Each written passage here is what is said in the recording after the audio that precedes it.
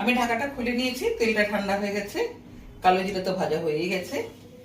এরপরে আমি কাঁচা লঙ্কা,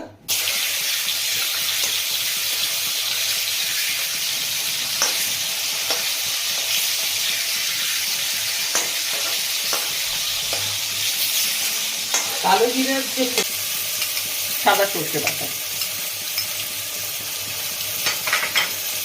পোস্ত বাটা,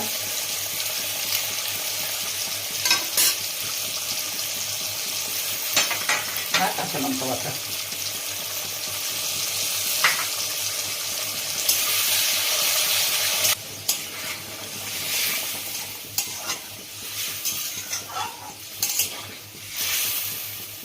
ব্যাস, এটা ফুটে গেলেই রান্না কমপ্লিট।